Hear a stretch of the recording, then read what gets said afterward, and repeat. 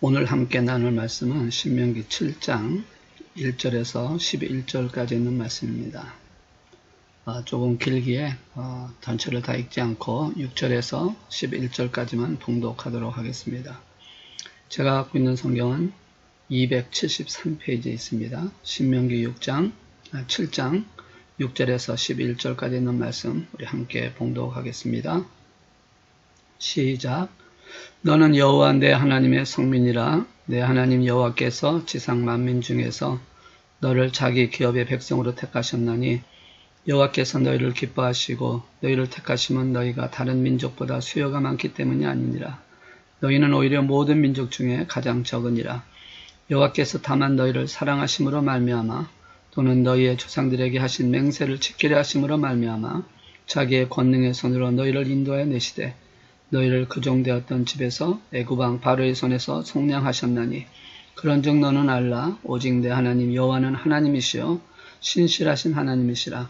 그를 사랑하고 그의 계명을 지키는 자에게는 천대까지 그의 언약을 이행하시며 인애를 베푸시되 그를 미워하는 자에게는 당장에 보응하사 보응하여 멸하시나니 여호와는 자기를 미워하는 자에게 지체하지 아니하시고 당장에 그에게 보응하시니라.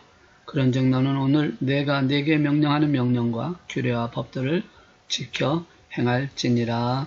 아멘. 잠깐 한번 기도하겠습니다. 말씀과 능력이신 하나님 아버지, 이 시간 오늘 또 말씀을 함께 나누려고 합니다. 비록 교회에 참석하지 못하지만 이렇게 영상으로나마 하나님 앞에 예배드리며 또 말씀을 사모하는 귀한 믿음의 심령들에게 오늘도 예배하신 은혜를 부어주시고 저희들의 마음이 하나님께 향한 뜨거운 열정이 되게 하셔서 성령의 충만한 가운데 하나님의 영광을 보게 하여 주옵소서. 또 말씀을 듣는 가운데 저희들이 하나님의 백성으로서 또 하나님의 자녀로서 하나님과 함께 동행하는 자의 삶을 살아갈 수 있도록 다시 한번 결단하며 하나님의 영광 가운데 거하는 믿음의 용사가 되게 하여 주시옵소서. 미종은 십자가 뒤에 가려주시고 오늘도 말씀을 증거할 때에 하나님께서 원하시는 말씀만 증거하는 대언자로 사용해 주시고 또 이 신명기의 말씀을 통해서 우리가 다시 한번 새롭게 회복되는 역사가 일어날 수 있도록 도구로만 사용하여 주시옵소서. 주께서 이 모든 것을 이루어 주실 줄로 믿고 감사드리오며 우리 주 예수 그리스도의 이름으로 기도드리옵나이다. 아멘. 할렐루야. 오늘도 또 이렇게 영상으로 예배에 참여하는 여러분들에게 하나님이 주시는 은혜와 축복이 있기를 주 이름으로 간절히 기도합니다. 마음을 다하고 정성을 다하고 온 힘을 다해서 하나님을 사랑하는 자에게 주시는 하나님의 축복이 오늘도 말씀을 듣는 가운데 여러분 마음속에 뜨겁게 차기를 원합니다. 오늘은 하나님의 백성, 성민이라는 제목으로 말씀을 나누려고 합니다. 아까 읽었지만 6절에 보시면 너는 여호와 내 하나님의 성민이라 라고 하는 단어를 통해서 성민, 하나님의 백성이라는 제목으로 말씀을 나누려고 합니다. 오늘 말씀이 하나님께서 이스라엘 백성들에게 장차 가나안 땅에 들어가거든 구별되게 살라라고 하시는 말씀을 부분적으로 보기 때문에 오늘 그 말씀을 통해서 하나님의 백성이 살아가는 모습을 한번 살펴보기를 원합니다. 구별이라고 하는 말은 무엇입니까? 구별이라는 것은 어떤 것과 다른 것의 사이에 나타나는 차이다. 그래서 그 차이를 따라 나눈다라는 그런 의미를 갖고 있는 게 구별입니다. 그런데 이 구별은 확연하게 다른 것에 대한 구별이 아니라 비슷하게 생긴 것과 해서 나누는 그런 것을 구별이라고 보는 것이죠. 그러니까 전혀 다른 것은 구별한다는 뜻이 아니라 다른 것이고 비슷한 것이지만 막 이렇게 나누어야 된다고 하는 것이 구별입니다. 지난주 우리가 6장에서 쉐마에 대한 말씀을 잠깐 드렸는데 이 쉐마라고 하는 단어는 들으라라는 것이죠. 그래서 6장에 보시면 5절에 하나님께서 들으라라고 하시면서 두 가지를 말씀을 하고 있는데 5절에 있는 말씀을 통해서 마음을 다하고 뜻을 다하고 힘을 다하여 여호와를 사랑하라라는 것이 첫 번째 들으라는 말씀이었고 그래서 하나님을 사랑하되 대충 하지 말라. 전심을 다해서 마음을 다해서 뜻을 다해서 힘을 다해서 하나님을 사랑하라라는 것이 첫 번째 들으라는 것이었다면 두 번째는 7절에 있는 말씀처럼 자녀에게 부지런히 이 진리를 가르쳐라. 그래서 이마에도 붙이고 문설주에도 붙이고 손목에도 붙이고 또 왔다 갔다 하면서 다 볼 수 있도록 그만큼 말씀에 대해서 굉장히 강조하고 있습니다. 그러면서 신앙의 의미와 본질과 유익에 대해서 지난주에 말씀을 나눴습니다. 이 말씀은 하나님과의 관계 속에서 이스라엘 백성들이 하나님과 관계 속에서 어떻게 살아야 되는지, 어떤 관계 속에서 살아야 되는지, 신앙의 본질과 의미, 유익에 대한 말씀을 했다면, 오늘 말씀은 가나안에 들어가서 가나안 사람들과 어떤 관계 속에서 어떻게 살아야 하는가 하는 말씀이다라고 볼 수가 있습니다. 그래서 본문에서 말씀하고 있는 것은 궁극적으로 한마디로 말하면 너희는 하나님의 백성이니까 그들과 구별하여 거룩하게 살아야 된다라는 뜻을 포함하고 있습니다. 구별하여 거룩하게 살라. 2절에서 5절에 있는 말씀을 통해서 우리에게 말씀합니다. 거룩하기 위해서 할 것이 있다. 그냥 거룩해지는 것이 아니라 거룩하기 위해서는 할 일이 있는데 그것은 바로 가나안에 있는 7 족속을 진멸하는 것이다 라고 말씀을 하고 있습니다. 자, 2절에 있는 말씀 보시면 내 하나님 여호와께서 그들을 내게 넘겨 내게 치게 하시리니 그때 너는 그들을 진멸할 것이라 라는 말씀을 하고 있습니다.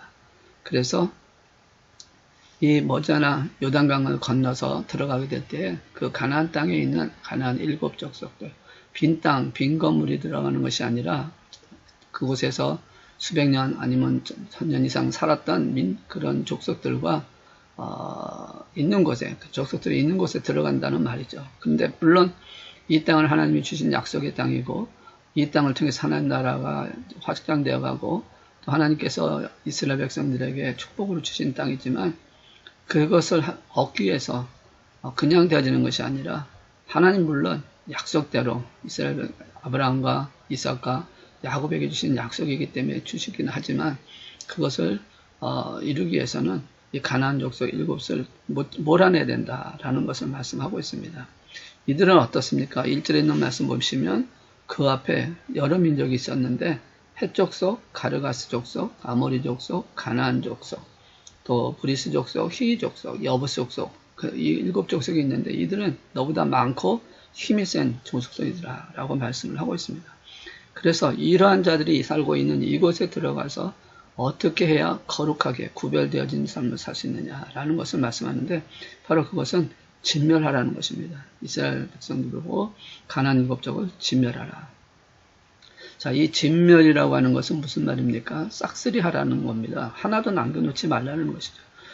이방 민족들을, 이 가나안에 살고 있는 7 족속 이방 민족들을 씨를 남기지 말라. 철저하게 다 죽여 없애라는 명령입니다. 이 명령은 어떻게 보면 굉장히 심한 또 무자비한 처사로 보일 수 있지만 사실에 있어서는 결코 그렇지 않다라는 것이죠. 왜냐하면 이 가나안 7 족속 원주민들은 이미 우상 숭배에 타락해서 죄로 인해서 타락함으로 말미암아 하나님의 공의에 의해서 그들은 심판을 받아야 하기 때문에 그들은 살아있을 수 없는 존재라는 것을 말합니다. 또한 여기는 하나님께서 선택한 이스라엘 백성들을 거룩하게 보존하시려고 하시는 예방책도 포함이 되어 있기 때문에 그들을 진멸하라라고 말씀하는 것이죠. 자, 여기에는 중요한 구속사적인 의미가 담겨 있다는 것입니다. 가나안 정복 전쟁은 하나님의 공의를 실현하는 전쟁입니다. 그래서 죄와 사탄의 왕국을 철저히 섬멸하고 하나님의 나라를 세우는 것이 되어지는 사건을 지금 보여주고 있는 예표적인 사건이기 때문에 이 가나안에 있는 7 족속을 철저하게 진멸해야 된다라고 말씀하는 것입니다. 또한 이것은 인간적인 모습으로 볼 때에 하나님께 범죄하고 반항하는 자들은 엄격하고 공의로운 심판만 있을 뿐 자비라든지 아니면 어떤 그 동정이라든지 어떤 그런 긍휼 같은 역할을 보여주지 않는다는 것을 철저하게 보여주는 사건이라는 것이죠. 따라서 이스라엘은 이 전쟁이 자신들의 전쟁이 아닙니다. 인간의 전쟁이 아니라 하나님께서 사단과의 싸우는 전쟁의 예표적인 사건이기 때문에 하나님의 심판을 대행하는 자로서 이 진멸의 명령에 순종해야 된다는 것이죠. 그래서 그 말씀대로 가나안 7 족을 진멸했을 때 거룩하게 구별되어질 수 있다. 구별된 삶을 살 수 있다라고 말씀합니다.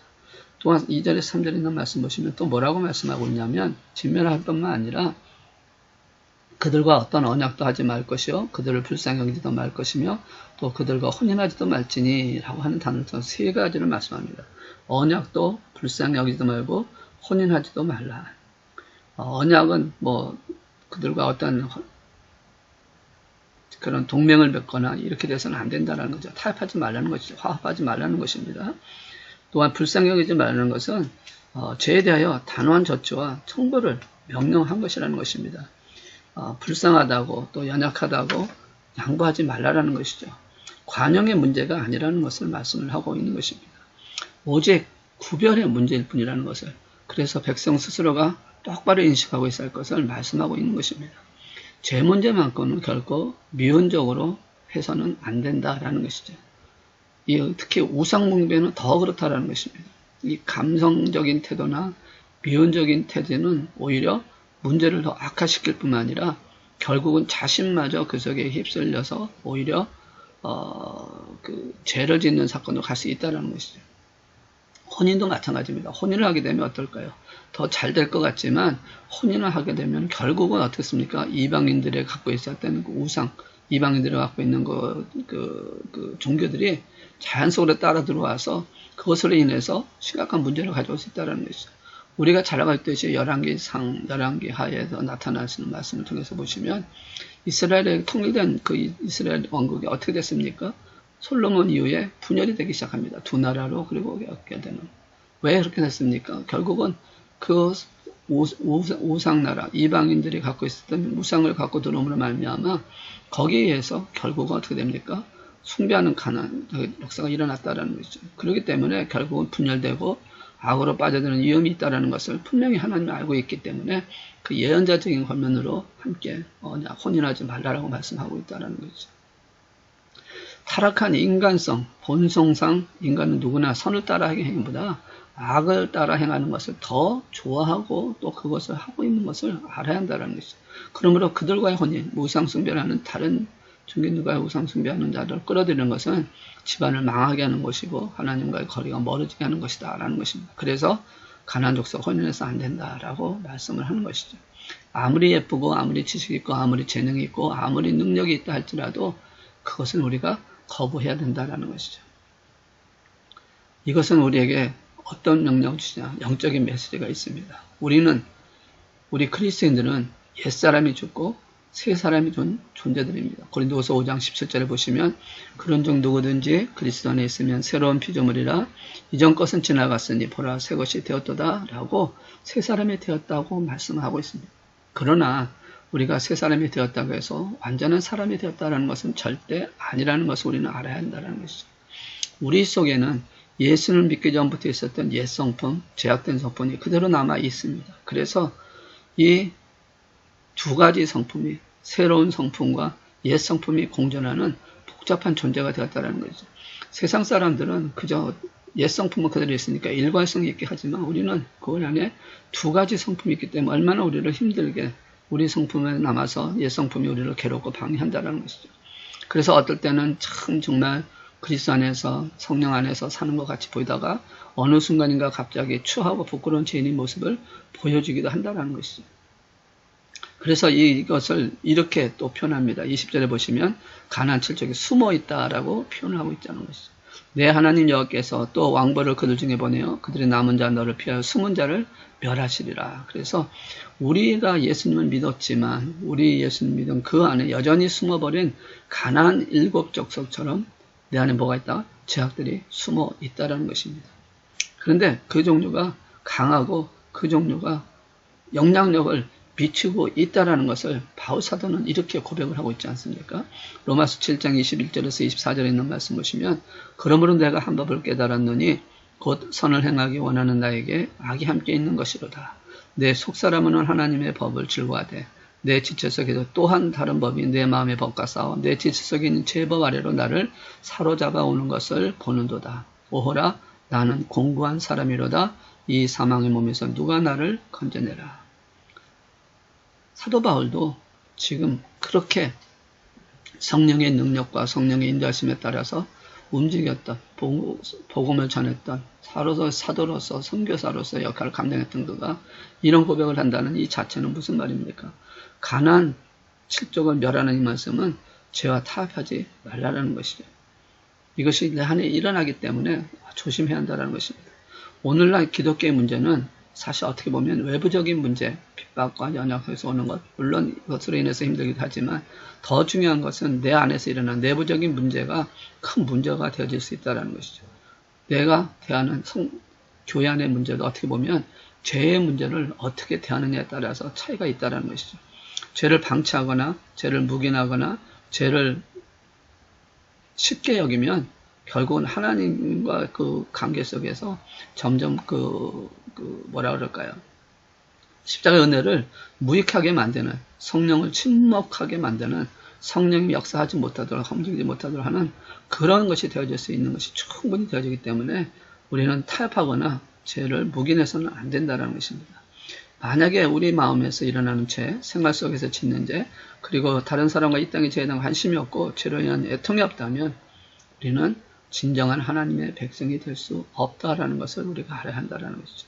그러므로 우리 거룩한 하나님의 백성은 죄를 용납할 수 없는 사람이기 때문에 이 무슨 말입니까? 우리는 이 가나안 7족과 이스라엘 백성들이 가나안 7족과 언약하지 말고 슬퍼하지 말고 불쌍히 여기지 말고 그리고 혼인하지 않는 그런 삶을 살아야 한다라는 것입니다. 왜 그럼 그렇게 살아야 되느냐? 왜 그렇게 거룩하게 되어야 하느냐? 6절에서 8절에 있는 말씀 통해서 우리에게 말씀합니다. 가나안 7족을 멸하게 하신 가장 큰 이유는 이 말씀을 통해서 네가 누군지를 알라라는 것이죠. 그래서 하나님의 백성이라고 하는 것을 잘 알아라는 것입니다. 자, 6절에 보시면 여호와 내 하나님은 나는 여호와 내 하나님은 성민이라고 하는 이 말, 이 거룩한 백성들이라는 뜻이죠. Holy people. 그러나 사실상 이 Holy people은 다른 종교에도 쓸 수 있기 때문에 여기서 말하는 성민이라고 하는 하나님의 백성이라는 것은 영적으로 구별되어진 백성이다라는 뜻으로 separated people이라는 단어가 훨씬 더 정확한 의미를 갖고 있다는 것이죠. 그러니까 티 없이 부심 없이 깨끗한 것이 거룩하다는 의미인데 이것은 다시 말해서 그 세상에 있는 사람들과 구별되어져야 한다는 뜻입니다. 다시 말해서 하나님의 뜻을 닮은 신자의 모습이 되어야 한다는 것을 말씀을 하고 있는 것입니다. 그래서 이스라엘 백성은 하나님께서 따로 구별하신 백성들이다. 우리도 여러분과 저도 이 이스라엘 백성과 마찬가지로 하나님께서 거룩하고 구별하신 백성이다. 그래서 우리는 세상 사람들과 똑같이 살아서는 안 된다는 것이죠. 또 이스라엘 백성들은 택함 받은 백성이라고 말하고 있습니다. 6절에 있는 말씀 보시면 네 하나님 여호와께서 지상 만민 중에서 너를 자기 기업의 백성으로 택하셨나니 라고 말씀합니다. chosen people. 하나님께서 왜 이스라엘 백성만 하나님께서 성민이 될 수 있었다는 것을 분명히 말씀을 하고 있습니다. 오늘 주신 말씀 속에 보시면 하나님께서 지상 만민 중에서 이스라엘 백성들을 자기 백성으로 택해 주셨기 때문에 하나님의 성민이 되었다는 거죠. 이 사실을 7절에서는 이렇게 표현합니다. 여호와께서 너희를 기뻐하시고 선택해 주셨다. 즉 이스라엘 백성이 특별한 성민이 될 수 있었던 가장 그 이유는 그들 자신들이 스스로 거룩하게 살려고 그리고 돌을 닦고 고행을 하고 온갖 노력을 다해서 키우는 것이 아니라 하나님께서 이스라엘 백성을 하나님의 성민으로 하나님의 백성으로 선택하시기를 기뻐하셨기 때문이다라는 것이죠. 그러면서 뭐라고 말씀하냐면 7절 하반부에 있는 말씀 보시면 여호와께서 너희를 택하시면 너희가 다른 민족보다 수요가 많은 연고가 아니라. 이것은 무슨 말입니까? 뭔가 뛰어나서가 아니라 매력이나 장점이 있어서가 아니라 하나님께서는 결코 이스라엘 백성들이 다른 민족들보다 다른 백성들보다 훨씬 특이하고 특별하고 뭔가 큰 힘을 가질 수 있고 또 능력이 있고 이래서가 아니라 하나님께서 그냥 기뻐하셨다는 겁니다. 그냥 하나님께서 그러면서 뭐라고 하냐면 너희는 모든 민족 중에서 가장 적은이라고 말씀하시듯이 이스라엘은 하나님의 특별한 선택을 받을 만한 이유 아무것도 없고 악소한 민족인데 그럼에도 불구하고 하나님께서 이스라엘을 선택을 하셨다는 겁니다. 그러니까 결국 뭐냐면 하나님이 그들을 기뻐하셨기 때문에 선택을 하셨다는 것이죠. 이것은 다시 말하면 무조건적인 하나님의 선택이다라는 것이죠. 은혜라는 것입니다. 여러분 주일날도 말씀드렸지만 우리가 믿음을 갖는 것 하나님의 무조건적인 선택에 의해서 우리에게 주신 것이에요. 어떤 조건 때문에 어떤 능력 때문에 선택한 것이 아니라는 것입니다. 우리를 선택하실 때 우리를 하나님의 백성으로 하나님의 성민으로 선택했을 때 우리가 어떤 조건이 있어서 선택되어진 것이 아니라 하나님의 그저 하나님의 은혜로 말미암은 선택에 의해서 달려가고 있다는 것이죠.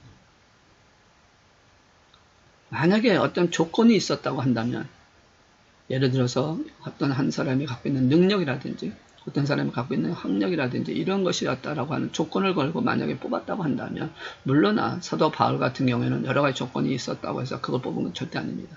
하나님께서는 그를 선택해서 그것을 사용하신 것뿐이지 그것 때문에 선택하신 것은 아니라는 것이죠.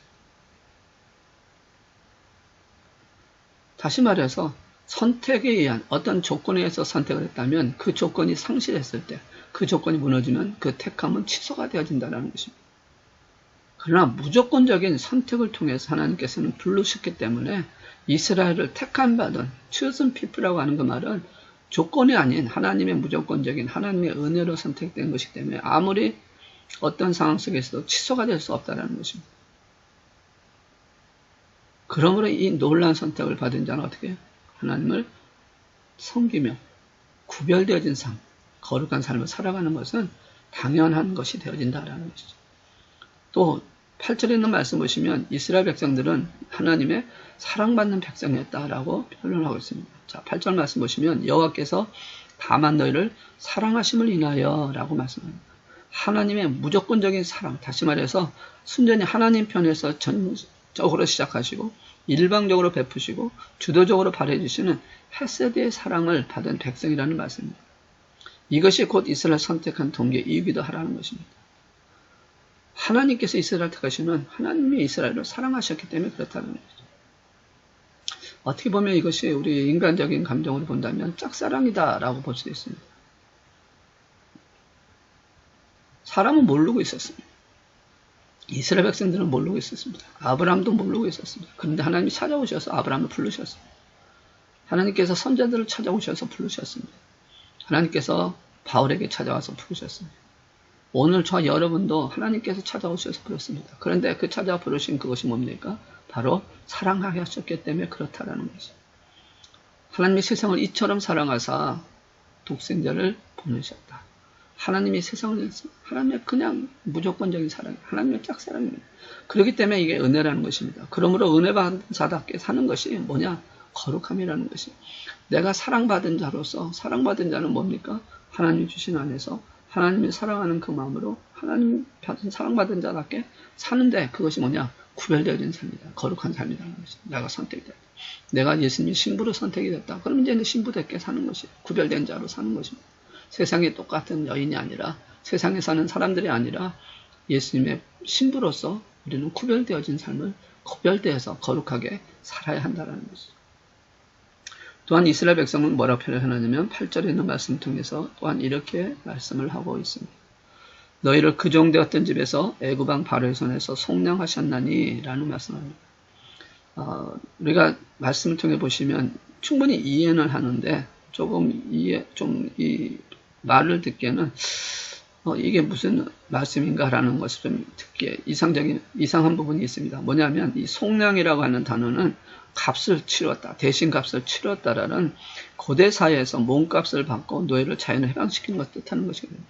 그런데 이스라엘 백성들이 애굽에서 나올 때 하나님께서 어떤 값을 치러서 그들을 자유시킨 것이 아니지 않습니까? 오히려 10가지 재앙을 통해서 이스라엘 백성들을 꺼내내셨지 어떤 속전을 지불한 적이 없기 때문에 그렇습니다. 그러면 왜 여기서 속량했다는 단어를 쓰는 것일까요? 바로 그것은 이스라엘 백성들이 출애굽하던 날 밤에 어린 양의 피를 잡아 문설주에 발랐던 그 사건을 가리키고 있고 또한 이 사건을 통해서 추후에 앞으로 이제 그 다음에 예수 그리스도가 이 땅에 오셔서 그 어린 양의 피로 말미암아 예수 그리스도의 대속의 피로 말미암아 우리들을 속량하신 십자가의 보혈을 상징하기 위해서 그 십자가 어린 양의 피를 속량하는 죄값으로 이루셨다라고 하는 것을 말씀하시면서 우리에게 십자가의 보혈을 상징하는 사건을 말씀하고 있다는 거죠.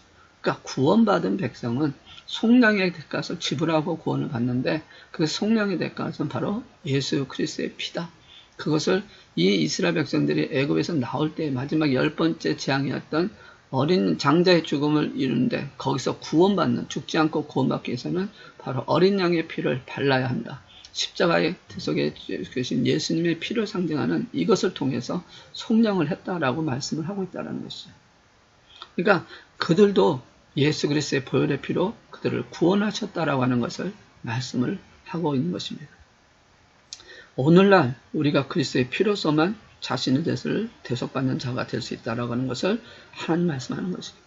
하나님의 성민이 되는 것은 하나님이 선택을 했고 하나님께서 그들을 사랑했고 하나님께서 그를 불러주셨고 하나님께서 그를 구원받게 하시는, 사랑받게 하시는, 구원받게 하시는 가장 큰 것은 바로 예수 그리스도를 믿고 그 죄를 대속받은 자만이 될 수 있다라는 것을 말씀하는 것입니다. 이것은 창세전에부터 이미 예약했던 언약의 성취이며 하나님께서 무조건적으로 사랑해 주시는 택한 자에게만 일어날 수 있는 은혜의 기적이라는 것을 말씀하는 것입니다. 그렇기 때문에 어떻게 하는 얘기입니까? 이스라엘 백성들은 하나님의 핏값으로 사신 것이다. 예수 그리스도의 핏값으로 사신 것이다. 그래서 그들은 특별하고 각별하다는 말이죠. 그러니까 어떻다는 얘기예요? 달라야 한다는 것입니다. 구별되어야 한다는 것입니다. 이것이 그들에게만이 아니라 오늘 저와 여러분에게도 똑같은 말씀이에요. 우리는 구별되어야 한다는 것입니다. 이런 이유들 때문에 하나님이 선택하셨고 하나님께서 불러주셨고 하나님께서 구별하셨고 사랑하셨다라고 하는 이 안에서 우리는 세상과 달라야 되고 어떤 탈도 하지 않고 오직 하나님의 말씀대로 순종하며 살아가는, 그래서 가나안 7족속을 진멸하는 자가 되어야 한다는 것이죠. 그래서 정말 우리가 하나님 앞에 성민다운 모습을 보여줘야 할 사람이라면 우리는 하나님의 말씀을 사랑하고 계명을 지키는 자가 되어야 한다라고 말씀을 하고 있다라는 것입니다. 자, 9절에 있는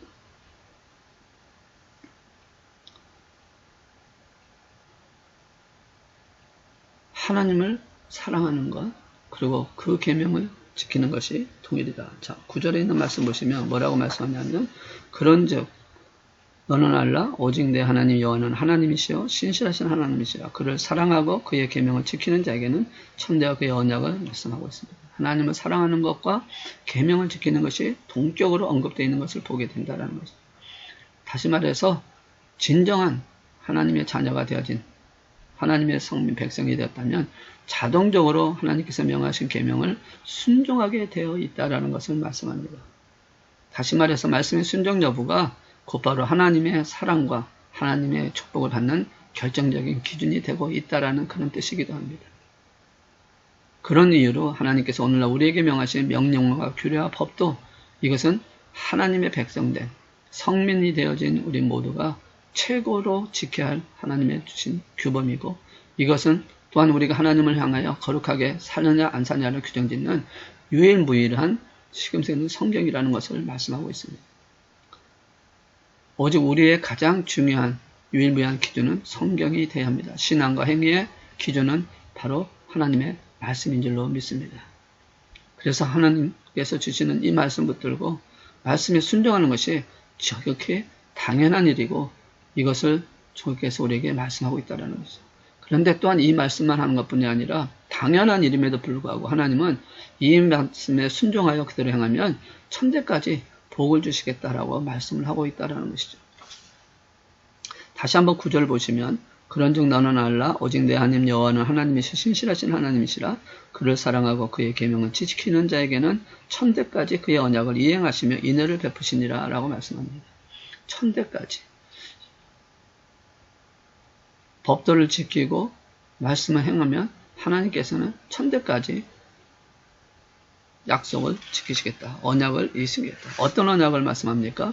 12절에서 15절까지 있는 말씀을 통해서 보시면 하나님께서 법도를 지켜 행하면 일어나는 그 축복에 대한 말씀을 쭉 나누고 있습니다. 우리 한번 봉독할까요? 너희가 이 모든 법도를 듣고 지켜 행하면 내 하나님 여호와께서 내 조상들에게 맹세하신 언약을 지켜 내게 인애를 베푸실 것이라. 곧 너를 사랑하시고 복을 주사 너를 번성하게 하시되 내게 주리라고 내 조상들에게 맹세하신 땅에서 내 세상에게 은혜를 베푸시며 내 토지 소산과 곡식과 포도주와 기름을 풍성하게 하시고 내 소와 양을 번식하게 하시리니 네가 복을 받음이 만민보다 훨씬 더하여 너희 중에 남녀와 너희의 짐승의 암수에 생육하지 못함이 없을 것이며 여호와께서 또 모든 질병을 내게서 멀리하사 너희가 하는 애굽의 악질에 걸리지 않게 하시고 너를 미워하는 모든 자에게 걸리게 하실 것이라. 아멘. 자, 이렇게 12절에서 15절에 있는 말씀을 통해서 법도를 지켜 행하면 하나님께서 이러한 복을 주시겠다. 가나안을 진멸하고 그들을 붙들고 하나님 말씀대로 순종하는 자, 하나님 말씀에 따라가는 자, 성민으로서 삶을 살아가는 자에게 주시는 하나님의 축복이라는 것이죠.